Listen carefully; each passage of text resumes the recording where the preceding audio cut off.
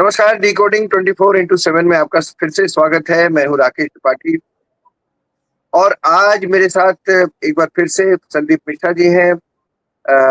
Supreme court में advocate हैं, वरिष्ठ और अ, राजनीति की के दांव पैतरे खूब गहनता से उन्होंने देखे हैं, समझते हैं, उसकी बारीकी समझते हैं। बिहार में चुनाव होने वाला है और दिल्ली में उसको लेकर धमक है। संसद के बाहर विपक्ष ने खूब हंगामा किया है एसआईआर को लेकर और बिहार में तो है ही है, तेजस्वी ने अलग एक मोर्चा खोला हुआ है। तो ये सब राहुल और तेजस्वी, इन सब के जो भी एक्शन रहे हैं इधर पिछले एक हफ्ते में, उसको लेकर संदीप जी से बात करेंगे। संदीप जी, आपका बहुत बहुत स्वागत है। जी नमस्कार राकेश जी। संदीप जी, जो राहुल से शुरू करते हैं, जो राहुल का हिट एंड रन मेथड है कि एक छोटा सा आरोप लगा के भाग जाओ, दूसरी तरफ दूसरा आरोप लगा दो, जैसे छापामार युद्ध होता है, गुरिल्ला वॉरफेयर होता है, और उसका सबूत देते नहीं है। अभी पहले कह रहे थे कि बिहार में वोट चोरी करने के लिए ये एसआईआर लगा रहे हैं, अब उसके बाद कहते हैं कर्नाटक में हो चुका है चोरी, और उसके बाद जब पूछा गया भैया सबूत क्या है, तो फिर तो बताते नहीं है, फिर कहीं और चले जाते हैं। तो ये where does it take to the opposition, मतलब कितना सीरियसली लेंगे लोग इस बात को? देखिए, राहुल जी के बारे में चाहे हम कहें, आप कहें, मीडिया जगत के लोग कहें, या सत्ता पक्ष के लोग कहें, या कोई भी आम आदमी से भी अगर पूछेंगे तो उनके बारे में कहा जाएगा कि वो पार्ट टाइम पॉलिटिशियन है। बाकी के टाइम वो क्या करते हैं, फुल टाइम के बारे में रहस्य है कि वो करते क्या है, लेकिन वो पार्ट टाइम पॉलिटिशियन है। और वो पार्ट टाइम पॉलिटिशियन उसी तरह है कि जैसे कि कोई परीक्षा में क्लास में ना पढ़े और जब एग्जाम आ जाए तो मार्केट से जो गाइड मिलती है उसमें से 2-4 क्वेश्चन रट लेता है, तैयार कर लेता है। इस तरह से जो है राहुल जी के साथ भी है कि उनको कुछ समझा दिया जाता है, बता दिया जाता है, और फिर उसी पे वो बोलना शुरू करते हैं। लेकिन अभी जो उन्होंने 2 बयान दिए, वो दोनों ही, एक तो इलेक्शन कमीशन को उन्होंने एफआईआर के मुद्दे पे घेरने की कोशिश की, दूसरी बात उन्होंने कनेक्ट कर दिया कर्नाटका से। भाई सवाल उठता है, कर्नाटक में सरकार किसकी है? वही तो अपने बारे में बता रहे हैं कि इलेक्शन कमीशन की कमियां गिना रहे हैं। अगर इस तरह का आरोप लगा रहे हैं तो मतलब वो बताना चाहते हैं कि हमारी सरकार जो कर्नाटक में बनी है वो गलत तरीके से बनी है और इलेक्शन कमीशन की मेहरबानी से बनी है। हम सही मामले में जनादेश नहीं पाए हैं। तो इस बात को उनको एक्सेप्ट करना चाहिए और वहां के मुख्यमंत्री से कहना चाहिए भाई तुम रिजाइन करो, हम तो सत्य के साथ वाले संविधान प्रेमी व्यक्ति हैं और इलेक्शन कमीशन ने यहाँ पे गड़बड़ी की है, और इस नाते जो है हम जो है चाहते कि आप रिजिग्नेशन दे दीजिए। लेकिन राहुल जी कहते हैं ना कि जानते नहीं को हिंदी में बोल क्या रहे हैं। मैं तो राकेश जी एक चीज कहूंगा, उस व्यक्ति से अगर इंग्लिश में बोलने के लिए कहा जाए और हिंदी में बोलने के लिए कहा जाए तो दोनों बयान में बहुत अंतर होगा। आप देखेंगे 2014 तक राहुल बाबा हमारे जो है इंग्लिश में बोलते थे, अंग्रेजी में बोलते थे, क्योंकि कि मोनी बाबा थे। तो मोनी बाबा के समय आपको अगर याद हो, आप तो मीडिया से जुड़े हुए हैं, कि राहुल बाबा के साथ एक मीटिंग फिक्स कराना जो है बहुत कठिन काम होता था, और उस समय उन्हें प्रेम से आरजी आरजी कहा जाता था। और एक व्यक्ति और उनका पीएस था, वो भी बहुत प्रसिद्ध था, उसका नाम मैं नहीं लेना चाहूंगा, लेकिन लोग उसके पीएस को भी बहुत वैल्यू देते थे जब आरजी से अपॉइंटमेंट चाहिए होती थी।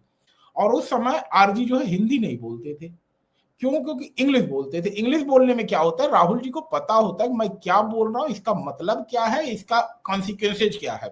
लेकिन जब वो हिंदी में बोलते हैं, क्योंकि वो भारत में पैदा हुए, तो हिंदी टोंग तो है, लेकिन थिंकिंग प्रोसेस जो है उनके घर में हो सकता है इटालियन भी चलती हो, अंग्रेजी भी चलती हो, तो उनको 3 भाषाओं में जो है हर बात को सोचना पड़ता है। और 3 भाषाओं में सोचने के बाद जब वो हिंदी में बोल रहे होते हैं, तो अभी कल मीडिया के सामने जब वो ब्रीफ कर रहे थे, नया शब्द उन्होंने तो कनिठैया, कनिठैया जो है वो था कठिनाई। तो उनके कहीं से समझाने वालों ने बताया कि कठिनाई कहते हैं, तो उनको भूल गया कि कठिनाई को कनिठाई कहते हैं, क्या कहते हैं। तो राहुल जी जब बोलते हैं तो इस बात को उनको पता ही नहीं, तो मैं बोल क्या रहा हूं, सेल्फ गोल किया है, मतलब ऐसा पार्टी को संकट में डाला है। अगर सही मामले से मुद्दे को उठाया जाए राकेश जी, तो कितना बड़ा सेल्फ गोल है। इस तरह सेल्फ के गोल। एडमिशन के बाद, इस तरह मैंने के एक एडमिशन। जी, मैंने जी एक बड़े जर्नलिस्ट के मुंह से सुना था, उसने कहा था कि ये जितनी बार एक स्टेटमेंट देते हैं, उतने लोकसभा सत्र के लिए बाहर हो जाते हैं, मतलब 5 साल के लिए बाहर हो जाते हैं, उतने लोकसभा चुनाव के लिए। मतलब एक बयान दिया, वो गलत बयान ही होगा, तो वो इसका मतलब एक 5 साल गया, फिर एक दिया 10 दिन बाद, तो मतलब एक और 5 साल गया। तो और मैं तो थोड़ा सा इतर जाता हूँ अभी कि अब पता नहीं आप उन्हीं की बात कर रहे हैं या नहीं, मैं भी नाम नहीं लेना चाहता, लेकिन राहुल गांधी के एक बहुत अ, करीबी सहयोगी, वो मेरे साथ क्लास में पढ़े थे, और वो वही मतलब जब इनका शासन था, यूपीए का शासन था, तब वो अ, इनके भाषण लिखा करते थे, इनको बताते थे क्या बोलना है क्या नहीं बोलना है। अभी हाल में मेरी मुलाकात हुई और मैंने कहा कि भाई कोई उनको क्यों नहीं बताता, सलाह दो यार कि क्या बोलना चाहिए क्या नहीं बोलना चाहिए। वो तो जो सोसाइटी है इंडिया की, वो उन्हें एंटी हिंदू ले रही है, तो कोई समझा नहीं सकता। हम लोग समझा समझा के हार गए, कोई समझा नहीं सकता। ये थोड़ी इतर बात मैंने की। एसआईआर को लेकर जो हंगामा मचा है, संदीप जी, मुझे नहीं समझ में आता क्यों मचा है। 2003 में भी तो कराया था, तब तो परेशानी नहीं थी। अरे भाई, बहुत सारे लोग होते हैं जो वो जगह छोड़ देते हैं। अब मुझे लीजिए, मैं बेसिकली इलाहाबाद का रहने वाला हूँ। इलाहाबाद में मैंने एक दो चुनाव में वोट डाला था, जब मैं वहां से मैं नौकरी मैं करने आपको दिल्ली आ करेक्ट गया। करूंगा, आप वहां के रहने वाले नहीं, आप प्रयागराज के रहने वाले हैं। अब आगे प्रयागराज बोलिए। के जी चलिए ठीक है, प्रयागराज का। तो अब मैं यहाँ आ गया, तो अब मेरा वोट वहां नहीं है, नहीं होना चाहिए। अगर मेरा नाम वहां अभी भी है, और हो सकता है चुनाव के दौरान कोई मेरे नाम पर कोई और दूसरा आदमी खड़ा हो जाए, तो ये तो नहीं होना चाहिए, ये गलत है। मेरे ख्याल से यही अभी तक होता रहा था, और ये अब नहीं होगा। कोई और आदमी नहीं खड़ा होगा, तो यही विपक्ष के लिए यही मुद्दा बन रहा है। उनको लगता है कि अ, अब हम वोट कैसे देंगे। तो आपकी इसमें क्या राय है? आपने तो बिहार के चुनाव को बहुत नजदीक से देखा है, उसकी तैयारियों को भी रोज आप देख ही रहे हैं, तो क्यों परेशान है विपक्ष वहां बिहार में? देखिए, मेरे हाथ में रिप्रेजेंटेशन ऑफ पीपुल्स एक्ट 1950 हाथ में पड़ा हुआ है, 1900। और इसका सेक्शन 21 मैं आपके दर्शकों को पढ़ देता हूं, थोड़ा सा तथ्य के साथ मैं बात करता हूं, बिल्कुल क्योंकि जब बिल्कुल, आपने इस बहुत बारे में बताया अच्छा। है तो मैं हवा में बातें नहीं करता, जिससे कि आपके दर्शकों तक कंटेंट पहुंचे। इसका सेक्शन 21 कहता है, रिप्रेजेंटेशन ऑफ पीपुल्स एक्ट 1950 का, मैं हिंदी में इसको ट्रांसलेट करने की कोशिश कर रहा हूं, कि 21 के क्लाज 2 का क्लाज ए का सब क्लाज 1 एंड 2 कहता है कि हर लोकसभा चुनाव या विधानसभा चुनाव या बाई इलेक्शन होने के पहले इलेक्टोरल रोल का रिवीजन किया जाएगा, और अगर रिवीजन नहीं किया जाएगा तो यह बताया जाएगा इलेक्शन कमीशन के द्वारा कि हम इलेक्टोरल रोल का रिवीजन क्यों नहीं कर पा रहे हैं। This is the constitutional mandate, statutory mandate on the election commission of India हाँ, अंडर दिस लॉ। बिल्कुल। तो इस कानून के तहत यह बाध्यता है, और 1950 का ये कानून है।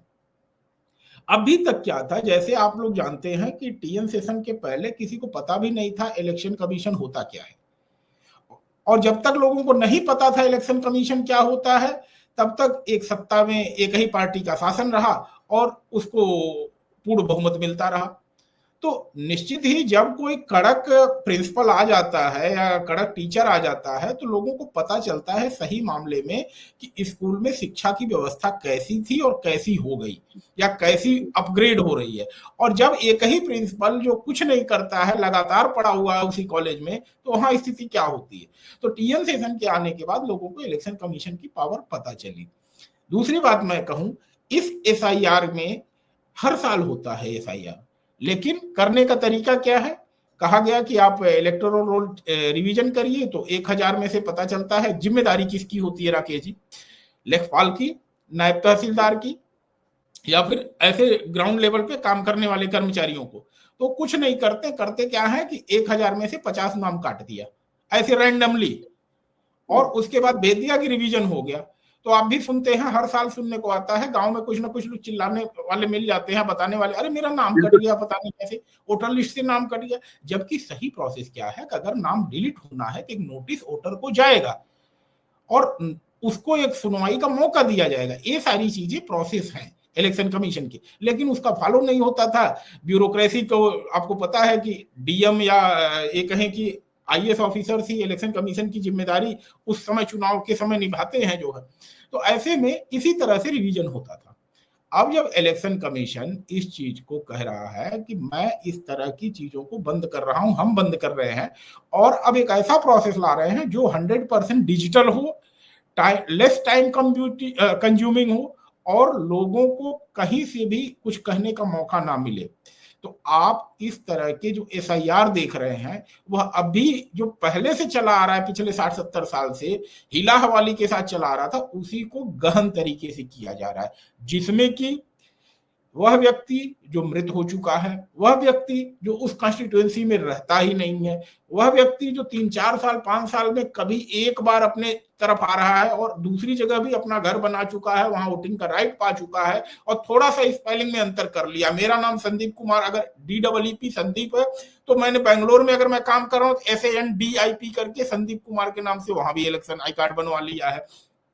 उनके पीछे मंशा ये होती है कि मैं अगर सरकारी नौकरी में हूं या प्राइवेट जॉब में हूं तो वहां भी मैं रेलिवेंट बना रहा हूं, और जब कभी 4-5 साल बाद आऊं तो क्षेत्रीय विधायक सांसद हमको भी पूछते रहे जाने कि ये भी यहाँ पे वोटर है।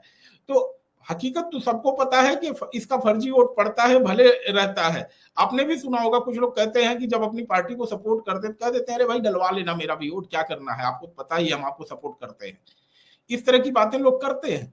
तो इन सब चीजों को अगर इलेक्शन कमीशन बंद करना चाह रहा है तो दिक्कत किसको हो सकती है। अब मैं आपके दर्शकों को एक चीज और बताता हूं, जो मेन बेस है विरोध का राहुल जी के, वह सबसे बड़ा क्या है कि उन्होंने मेहनत करके जी जान लग करके बांग्लादेशियों के, रोहिंग्याओं के और बाकी घुसपैठियों के आधार कार्ड बनवाए, राशन कार्ड बनवाए, और वह राशन कार्ड आधार कार्ड जो है अब इलेक्शन कमीशन कह रहा है हम तो इसको नागरिकता का प्रूफ ही नहीं मानेंगे। तो जिस वोटर को बैकडोर से वो एंट्री दिलाना चाहते थे या नागरिकता का अधिकार दिलाना चाहते थे, वह वोटर आज की तारीख में मताधिकार पाएगा ही नहीं। तो ऐसी स्थिति में उनका रोना धोना जायज है, और इलेक्शन कमीशन जो भी कर रहा है वह बिल्कुल जनता सपोर्ट कर रही है, और सबसे बड़ी चीज मैं कहूं बैकडोर ये लोग भी सपोर्ट कर रहे हैं। आरजेडी ने, और आपको जानकारी होगी, अपने बीएलए बूथ लेवल एजेंट की संख्या बढ़ा दी, कई गुना बढ़ा दी, और लग करके अपने वोटर्स का बनवा रहे हैं। एक तरफ विरोध भी कर रहे हैं और दूसरी तरफ तैयारी भी कर रहे हैं कि भाई हम प्रेशर जितना बनाना चाह रहे हैं बना लें, लेकिन इतना तो पता है उनको मोदी जी के बारे में भी और इलेक्शन कमीशन के बारे में भी कि ये लोग अपना काम करेंगे और इसमें पीछे हटने वाले नहीं है, चाहे जितना भी हम रोना धोना कर लें। तो तैयारी उन्होंने पूरी रखी है। चिराग पासवान ने एक बड़ा बड़ा अच्छा स्टेटमेंट दिया था, अभी आपको याद होगा, उन्होंने कहा था कि अगर हिम्मत है तो आप बहिष्कार करके दिखा दीजिए, लेकिन हिम्मत तो है नहीं किसी में, मना करना है कि चुनाव कैसे छोड़ देंगे सर। उसने सत्ता वो अफीम है जिसके बिना वो जीवित ही नहीं रह सकते। भाई किसको बोरिंग रोड पे फ्लैट नहीं चाहिए, आवास नहीं चाहिए बिहार में? कौन चाहेगा मुजफ्फरपुर और भागलपुर में रहना? हर किसी को पटना में रहने के लिए सरकारी आवास चाहिए। कोई इस चीज को, उनकी पार्टी में ही बगावत हो जाएगी अगर वो कह दें कि चुनाव का बाइकआउट करना है। क्यों? क्योंकि 5 साल में कार्यकर्ता लगा हुआ है, उसको तो बस है कि किसी तरह कमाया जाए, राजनीति सेवा नहीं रह गई है। तो एक और चीज एक और चीज पूछना चाह रहा था, आपसे जानना चाह रहा था संदीप जी। अभी कल तेजस्वी ने एक बड़ी अजीब सी बात कही है किसी मीटिंग में। उन्होंने लोगों को डराना शुरू किया है कि अगर आपका नाम यहाँ से हट गया तो आपका आधार कार्ड खत्म हो जाएगा, आपका राशन कार्ड खत्म हो जाएगा, फिर आप यहाँ के नागरिक नहीं माने जाएंगे, फिर आप यहाँ से कहीं और भेज दिए जाएंगे। इतना डरा रहे हैं, मतलब आप समझ रहे हैं, ये सब शाहीन बाग में हुआ था जो डराया गया था। आपको ध्यान होगा नेशनल रजिस्टर जो पन्ना था उसके खिलाफ जो इन्होंने CAA के खिलाफ जो हुआ था, आपको याद होगा। तो इसको कैसे देखते हैं आप? देखिए राकेश जी, शाहीन बाग का जो प्रोटेस्ट हुआ था उसमें आगे की 3 लाइन में जो स्टूडेंट बैठे हुए वो तो ठीक थे, लेकिन जो पीछे की 2 पंक्ति में बैठे हुए स्टूडेंट थे वही थे जो अभी हमारे तेजस्वी जी बात कर रहे हैं। तो बात यह है कि असली जो वोटर है उसको कोई दिक्कत परेशानी नहीं है। जो फर्जी तरीके से, गैर कानूनी तरीके से किसी तरह से इस देश का नागरिकता का अधिकार पाना चाह रहा है, उसे ही यह दिक्कत परेशानी हो रही है। नहीं तो आप कहीं पब्लिक लेवल पे विरोध नहीं हो रहा है, हर व्यक्ति अपना सपोर्ट कर रहा है भाई, उस चीज में पार्टिसिपेट कर रहा है। फिर 90% अगर इलेक्शन कमीशन डेटा दिया कि हमारा काम पूरा हो चुका है, तो बिना पब्लिक पार्टिसिपेशन के नहीं हो सकता है। और इसमें ब्यूरोक्रेसी का जीरो इन्वॉल्वमेंट है, सबसे बड़ी चीज यह है। इसमें आप ये नहीं कह सकते हम फॉर्म दे करके चले आए और हमारा गायब हो गया। हर फॉर्म डिजिटली स्कैन होकर के अपलोड हो रहा है इलेक्शन कमीशन के डेटा में, आपको प्रॉपर रिसीविंग मिल रही है। और अगर आपका वोटर लिस्ट में नाम कहीं गायब होता है, despite submission of all the papers, आपके पास अपॉर्चुनिटी है उसको फिर से चैलेंज करने की इलेक्शन कमीशन के सामने जो है। तो आप जनता को गुमराह करना बंद करिए, ऐसे ही मेरी रिक्वेस्ट है। नहीं, ये संदीप जी सिर्फ गुमराह नहीं कर रहे हैं, ये तो डरा रहे हैं लोगों को। अब डरा हुआ आदमी तो सड़क पे आ जाएगा। आप सोचिए, अगर इतना आदमी सड़क पे आ गया और हंगामा करने लगा तो वो तो लोकल एडमिनिस्ट्रेशन के लिए बड़ी खतरनाक बात हो जाएगी। तो इस तरह से मतलब ये मैंने कल सुना और मैं ये देख के मुझे लगा ये तो आप भड़का रहे हैं लोगों को। देखिए, सीए एनआरसी से और इसको थोड़ा हम कंपेयर नहीं कर सकते, क्योंकि सीए एनआरसी में क्या था कि परीक्षा सर पे नहीं थी, यहाँ पे परीक्षा सर पे है। तो जिस तरह परीक्षा सर पे हो तब आप इस तरह की प्रोटेस्ट नहीं कर सकते। आपको अपने पॉलिटिकल कॉन्स्टिट्यूएंसी को भी एड्रेस करना है, एग्जाम की तैयारी भी करना है और एग्जाम का विरोध भी करना है। हम लोग अपना उदाहरण एक थोड़ा सा ऐड करें, जब हम लोग परीक्षा की तैयारी नहीं पूरी होती थी तो हम लोग चाहते थे परीक्षा की डेट टल जाए, और उसके लिए जा करके कंट्रोलर ऑफ एग्जामिनेशंस के यहाँ धरना देते थे, लेकिन रात में पढ़ते भी थे कि अरे डेट नहीं टली तो कम से कम कुछ तो रहे कॉपी में लिखने के लिए, नहीं तो पता चले कि 3 दिन बाद पेपर शुरू होना और 2 दिन पहले हम आके कंट्रोलर ऑफ एग्जामिनेशंस के पास कहते थे हमारा पेपर नहीं होना चाहिए, हम विरोध करते हैं। तो यही चीज हो रही है, विरोध भी हो रहा है एसआईआर का, लेकिन पता है नवंबर में एग्जाम तो होना है, तो तैयारी पूरी वो कर रहे हैं। लेकिन सीएनआरसी में क्या था कि इस तरह की कोई तारीख फिक्स नहीं थी, और वहां पर यह चीज सांसदों को, विधायकों को या नेताओं को कुछ मिलने वाला नहीं था, वहां आम जनता का सीधा मुद्दा था। लेकिन यहां आपके वोट देने से अल्टीमेट बेनिफिट किसका है? वो सांसद बनेंगे, वो विधायक बनेंगे, जनता को तो कुछ नहीं मिलने वाला है उसमें जो है। तो जनता भी समझ रही है कि इसमें अल्टीमेट बेनिफिट इनका है, और इसीलिए ये जो है हम लोगों को इस तरह से भड़का रहे हैं। जनता को सबको पता है भाई हमारा अधिकार कहीं से खत्म नहीं हो जाएगा अगर हम घुसपैठिए नहीं है, बांग्लादेशी नहीं है, रोहिंग्या नहीं है, और एक कम्युनिटी विशेष के अतर मैं बात कह रहा हूं, एक कम्युनिटी विशेष के लिए बात इसलिए कह रहा हूं, उस कम्युनिटी विशेष को ज्ञान जो है कम्युनिटी विशेष का जो जगह होता है वहां से मिलता है। बाकी के लोगों को जो है वो सोशल मीडिया से भी ज्ञान प्राप्त करते हैं, न्यूज चैनल से ज्ञान प्राप्त करते हैं, यूट्यूब से ज्ञान प्राप्त करते हैं, ट्विटर, फेसबुक, इनसे जानकारी लेते हैं और फिर अपना निर्णय लेते हैं। लेकिन एक समुदाय विशेष है जो स्थल विशेष से जानकारी लेता है।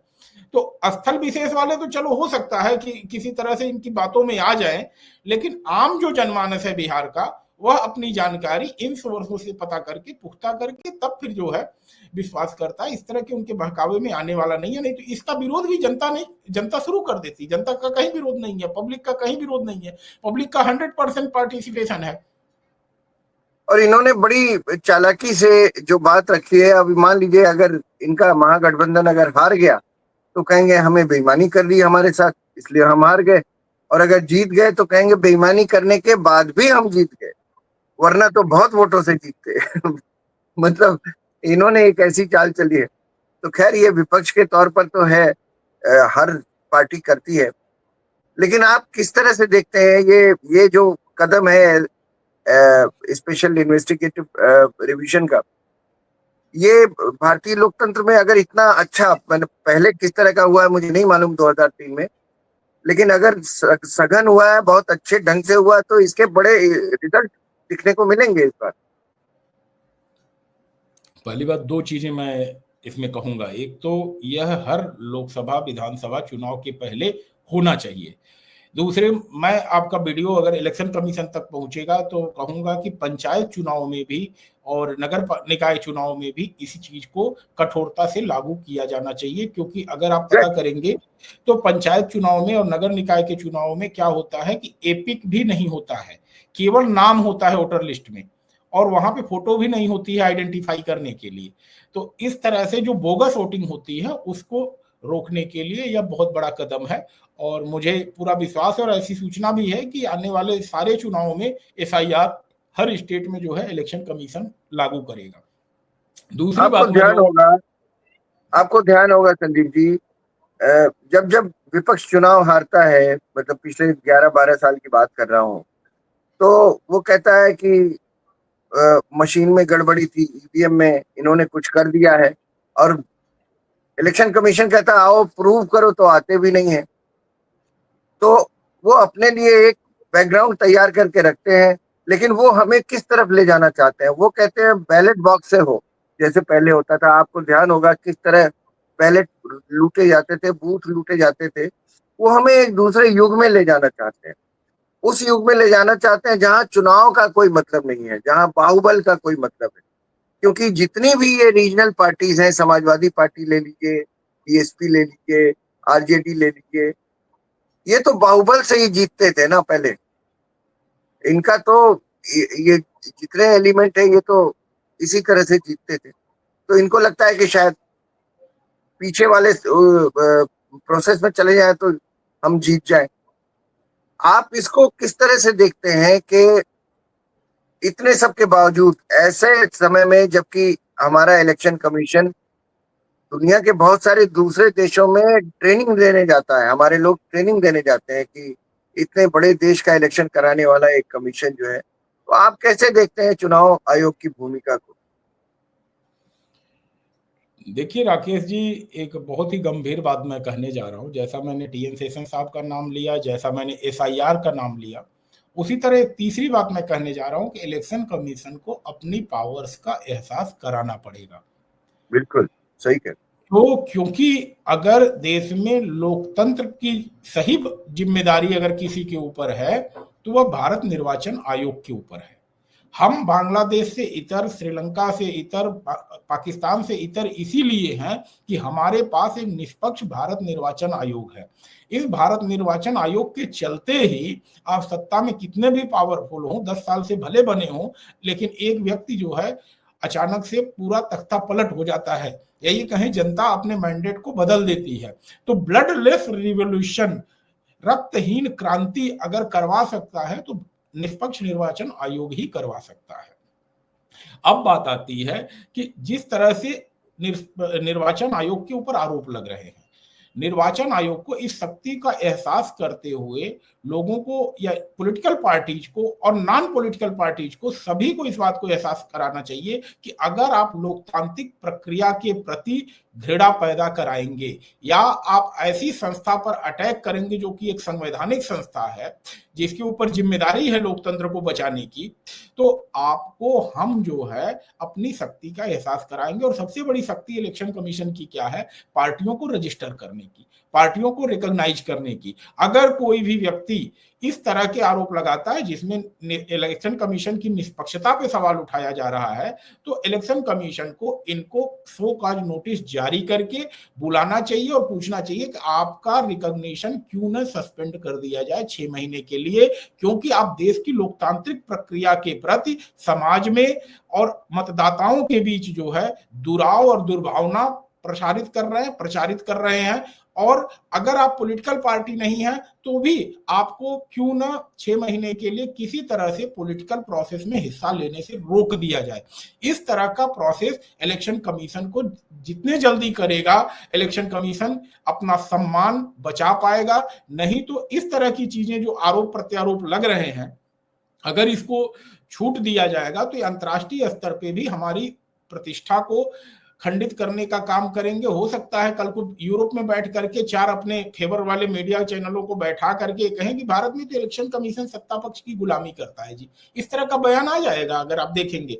और फिर एक नैरेटिव गढ़ने की कोशिश होगी कि भारत में तो इलेक्शन कमीशन फ्री ही नहीं है। वह इलेक्शन कमीशन जो 2-2 कार्यकाल आपको मौका देता है, बाकी विपक्षी राज्यों में ऐसा तो है नहीं, सभी जगह एक ही पार्टी की सरकार है। अगर ऐसा होता तो सबसे पहले तो हम जम्मू कश्मीर जीतते, हम झारखंड जीतते। आपने आपने इलेक्शंस के मुतालिक चुनाव आयोग जब जब फैसले लेता रहा है, पीछे भी आपने बड़ी बारीकी से उसे देखा है, और आपने केंद्रीय सरकार का कामकाज भी आपने बहुत बारीकी से देखा है। मैं ये जानना चाह रहा था कि जो बिहार में अभी हो रहा है, क्या बिहार चुनाव के बाद, क्या या अभी साथ साथ भारत के दूसरे हिस्सों में भी हो रहा है? क्या दिल्ली में हो रहा है? क्योंकि दिल्ली में भी रोहिंग्याओं और बांग्लादेशियों को बसाया गया है, ऐसा बड़ा आरोप लगता रहा है कि आप गवर्नमेंट के ऊपर, आम आदमी पार्टी के ऊपर, और वो बहुत सारे जामिया और उसके आसपास के इलाकों में बसे भी हुए हैं। दूसरे मुस्लिम इलाकों में, जो सघन मुस्लिम इलाके हैं जहां पर आप आसानी से पहचान नहीं सकते, तो वहां भी सब बसे हुए हैं। तो ऐसी कोई खबर है क्या कि मतलब उसके बाद या उस साथ साथ कुछ ऐसा चल रहा है? अभी तो बिहार में ही हो रहा है। बाकी देखिए, कानूनी प्रक्रिया ऐसी है कि जहां पे चुनाव प्रस्तावित होंगे उसके पहले वहां पर एसआईआर करना पड़ेगा। एसआईआर ऐसा नहीं है कि अचानक से कहीं भी शुरू हो जाए। यह मैंने आपको स्टेट्यूटरी प्रोविजन बताया, ये स्टेट्यूटरी प्रोविजन के साथ ही होगा, क्योंकि जब राज्य में चुनाव नहीं होने वाला होगा, क्योंकि अभी आपने देखा है कि दिल्ली में चुनाव हो चुके हैं, तो यहाँ पर इस तरह का कोई एसआईआर नहीं हो सकता है। क्योंकि एसआईआर करने के लिए इलेक्शन कमीशन को पहले यह बताना पड़ेगा कि यहाँ पर चुनाव है, प्रपोज इलेक्शन है। अगर प्रपोज इलेक्शन नहीं होगा तो इस तरह का एसआईआर कहीं से शुरू करना जो है कानून सम्मत नहीं होगा, ऐसा मेरा मानना है। हो सकता है इलेक्शन कमीशन इससे इतर राय रखता हो, लेकिन जो कानूनी शक्ति है उसको रिप्रेजेंटेशन ऑफ पीपुल्स एक्ट 1950 से मिलती है। क्या ये भी है संदीप जी कि ये एक ऐसा तरीका भी है कि हम शायद इसके जरिए जो घुसपैठी हैं हम उसको पहचान सकें? यही एक तरीका ऐसा है जो अदालत में भी हम कागज रख सकते हैं, हम बता सकते हैं कि देखिए हमने इन्हें पकड़ा है और हम डिपोर्ट कर रहे हैं। देखिए, इसको स्पष्ट शब्दों में कहना ठीक भी नहीं होगा और आपके दर्शक भी समझ रहे हैं, तो मैं टिप्पणी करने की बजाय कहूंगा कि जो भी हो रहा है राष्ट्र हित में अच्छा हो रहा है, बेहतर हो रहा है और देश को सुरक्षित करने के लिए हो रहा है। बिल्कुल। क्योंकि अगर कोई घुसपैठिया कल को इलेक्शन में शामिल हो जाता है या उसको मताधिकार मिल जाता है, तो वह व्यक्ति अगर ऐसे संस्थान जो हमारे राष्ट्रीय महत्व के हैं, राष्ट्रीय सुरक्षा से जुड़े हुए हैं, चाहे इसरो हो गया, चाहे आपका डीआरडीओ हो गया, या फिर हमारे एटॉमिक रिसर्च के सेंटर हो गए, इन सब जगहों पे कहीं वैज्ञानिक बन करके पहुंच गया, तो आप सोचिए कि हमारे देश का कितना बड़ा नुकसान कर सकता है। तो ऐसे स्थिति में नागरिकता बहुत ही गंभीर विषय है और किसी भी व्यक्ति को मताधिकार तभी दिया जा सकता है जब उसकी नागरिकता बियॉन्ड डाउट प्रूफ हो जाए। ये कोई रेवड़ी नहीं बांटी जा रही है। इलेक्शन मताधिकार जो है आपको रेवड़ी नहीं बांटी जा रही है कि प्रधानमंत्री आवास मिल रहा है या फिर आपको कोई डायरेक्ट बेनिफिट ट्रांसफर में पैसा दिया जा रहा है। यह एक बहुत जिम्मेदारी वाली चीज आपको दी जा रही है और इसको कैजुअली नहीं लिया जाना चाहिए। और इलेक्शन कमीशन अगर गंभीरता से ले रहा है तो इसमें कोई कहीं से विरोध नहीं होना चाहिए। और एक मैं थोड़ा सा कॉन्स्टिट्यूशनल प्रोविजन बता दूं आपके दर्शकों को कि सुप्रीम कोर्ट में जब चर्चा चल रही थी तो कुछ लोगों ने कहा कि सुप्रीम कोर्ट ने कहा कि अरे भाई आप नागरिकता में मत घुसिए और नागरिकता आपका काम नहीं है, आप अपना केवल केवल उसका काम करिए। नागरिकता में घुसना इस किताब में लिखा हुआ है, नागरिकता में इस किताब में लिखा हुआ। और जो लोग सांसद का चुनाव लड़ते हैं, विधायक का चुनाव लड़ते हैं, उनको मैं प्रोविजन सुना देता हूं। 86 हाँ, में जो है 84 सॉरी 84 का क्लॉज ए मैं पढ़ रहा हूं, थोड़ा सा दर्शकों का समय ले रहा हूं।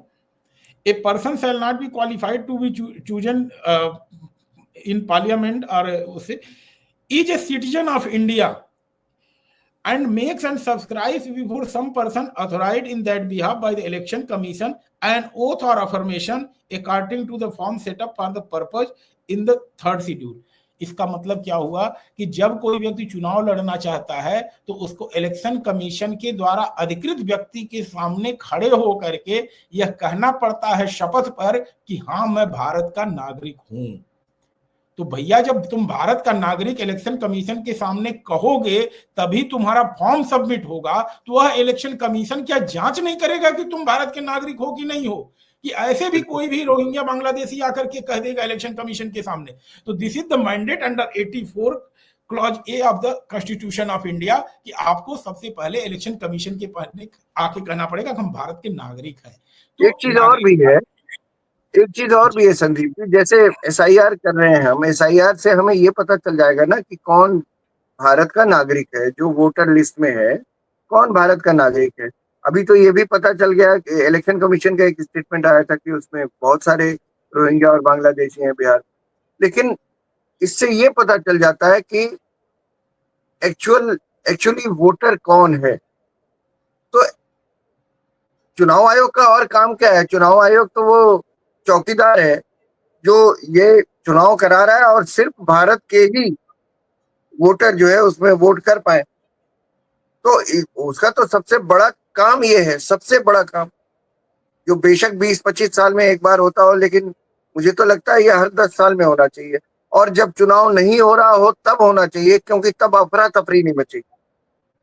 कोई भी आदमी अपने, आप आपके बीएलओ जाएंगे, बूथ लेवल ऑफिसर्स, और आप जाएंगे और वो उनको पता रहेगा कि भाई आने वाले हैं, तो हर आदमी आके अपना नाम दिखवाएगा, उसमें आप पता चल जाएगा कि भैया आप कहाँ के हो। तो मुझे तो लगता है ये एक सरल तरीका भी है ऐसे एंटी नेशनल लोगों को पकड़ने का। और पकड़िए और उनको डिपोर्ट करिए, क्योंकि हम भारत कोई ऐसी चरागाह नहीं है कि जो भी चाहे अपने आदमी को भेज दे और यहाँ आके रहे। यहाँ की ऑक्सीजन पर, यहाँ की प्रकृति पर, यहाँ के खाने पीने पर यहाँ के लोगों का हक है, न कि बाहर के अवैध प्रवासियों की बात मैं कर रहा हूँ। राकेश जी, यहाँ पर क्या है कि अभी जो एसआईआर हो रहा है, इससे क्या है कि एक तो हम नागरिकता आइडेंटिफाई कर पा रहे हैं, और यह राष्ट्रीय सुरक्षा से जुड़ा हुआ बहुत बड़ा मुद्दा है। और अगर ये कहा जाए कि अफरा तफरी वाला जो पॉइंट आपने रखा, नवंबर में चुनाव होने हैं, जुलाई में प्रोसेस पूरा किया जा रहा है, अभी तो कुछ नहीं होने जा रहा है ना। ना, तो बिल्कुल इलेक्शन कमीशन खुद नहीं चाहता था कि कोई हो हल्ला मचे या अफरा तफरी हो, इसलिए वो 4 महीने पहले प्रोसेस को शुरू कर रहा है। नहीं तो अधिसूचना पहले क्या होता था, आपको अगर याद हो कि जब चुनाव होता है, नोटिफिकेशन के कुछ दिन पहले इलेक्शन कमीशन रोल का रिवीजन शुरू करता है। जो मैंने आपसे प्रारंभ में बताया कि जो आमतौर पे होता था कि 1000 में से 50 नाम काट दिए, 25 नाम काट दिए, और फिर इस तरह का हाँ, ये प्रोसेस ब्यूरोक्रेसी हमारी जो है पहले करती थी, क्योंकि उनको रिवीजन दिखाना था, एक नई इलेक्टोरल रोल प्रिंट होनी है। तो उसके लिए वो हर चुनाव से पहले कम से कम 15-20 दिन पहले, 1 महीने पहले प्रोसेस शुरू होता था। लेकिन क्योंकि इलेक्शन कमीशन को पता है हम अब एक कैजुअल चीज बंद करेंगे, एक कैजुअली चीजें जो है, जिस तरह से लोगों का वोटिंग राइट खत्म हो जाए या मिल जाए, ये सब चीजें खत्म होंगी, इसलिए हम इसको जो है इंटेंसिव तरीके से करेंगे, और डिजिटल प्रोसेस में इन्होंने किया है। तो अब ये मान के चलिए कि हर चुनाव से पहले हर राज्य में एक एक करके नागरिकता का टेस्ट होगा ही। मेरे इशारे को आप समझ रहे हैं, नागरिकता का टेस्ट मैं समझ होगा रहा हूँ। ही, और इलेक्शन हाँ, बिल्कुल कमीशन के जरिए ही होगा। और जो इस बिल्कुल बिल्कुल। परीक्षा में पास नहीं होगा, उसको एक मताधिकार तो नहीं मिलेगा। आप आवास ले सकते हैं प्रधानमंत्री जी का, आप राशन ले सकते हैं, खाइए पीजिए रहिए, लेकिन हम आपको वो चीज नहीं देंगे जिससे हम अपनी सुरक्षित जगहों पे, जिसपे देश की मतलब सुरक्षा जुड़ी हुई है, वहां पर हम आपको घुसने का राइट नहीं देंगे। संदीप जी बहुत बहुत शुक्रिया, आप आए और हम लोगों से बात की। आपके बहुत सारे इशारे मैंने भी समझे, और मुझे पूरी उम्मीद है कि हमारे दर्शक भी समझेंगे। बहुत सारी बातें कही नहीं जाती, इशारे किए जाते हैं और उससे समझ जाए आदमी, समझते हैं लोग, ऐसा नहीं है। तो बहुत बहुत धन्यवाद, बहुत मजा आया, बड़े बहुत सारे मुद्दों पर आपने रोशनी डाली, और ये समझाया कि इलेक्शन कमीशन एक्चुअली वो कितनी ताकत थी, उसको पहले कोई जानता नहीं था, लेकिन एक्चुअली अगर देखें, अगर इलेक्शन कमीशन के जरिए क्या क्या किया जा सकता है, तो ये एक समझदार सरकार होगी, उसका वो हर तरह से, हर इस टूल का, टूल ना कहें उसको, तो इस सलीके का अच्छे से इस्तेमाल करेगी, और बहुत सारी समस्याओं का निदान है इलेक्शन कमीशन, अगर सचमुच देखें तो बहुत बहुत शुक्रिया, आप आए और बहुत सारी चीजें बताई हमें। बहुत बहुत धन्यवाद इस मुद्दे पर बातचीत करने के लिए। धन्यवाद राकेश जी, और आपके दर्शकों को भी बहुत बहुत धन्यवाद। एक बात मैं खत्म करते हुए कह दूं कि जी, पहली बार आपको पता चला होगा, आपके दर्शकों को भी पता चला होगा कि सिटीजनशिप टेस्ट, भले केंद्र सरकार का पावर है सिटीजनशिप देना चाहे नहीं देना, लेकिन इलेक्शन कमीशन की पावर है कि उसको टेस्ट करना, कि भाई हमारे पास आके कहोगे तुम भारत के नागरिक हो, तब हम तुम्हें सांसद विधायक बिल्कुल, बनने देंगे। और यह बिल्कुल। चीज संविधान में लिखी हुई है। हमारे हाँ, संविधान निर्माताओं ने कितनी गंभीरता रखी अपने इस पुस्तक को बनाने में, इस धर्म ग्रंथ को बनाने के। राष्ट्र धर्म का एक ग्रंथ है, और जब बिल्कुल कोई सही। पढ़ा लिखा व्यक्ति से आप मिलेंगे तो आपको ऐसी ऐसी जानकारी मिलेगी जिसको कभी राजनीतिक व्यक्ति नहीं बताता है। तो आपके दर्शकों तक यह जाना चाहिए कि बिना सिटीजनशिप टेस्ट पास किए आप इलेक्शन कमीशन के मतलब के हो ही नहीं सकते हैं। तो आपके दर्शकों को बहुत बहुत धन्यवाद गंभीरता से सुनने के लिए, और फिर हम लोग कभी इस गंभीर विषय पे एक बार फिर से चर्चा करेंगे। बहुत बहुत बिल्कुल, धन्यवाद। बिल्कुल।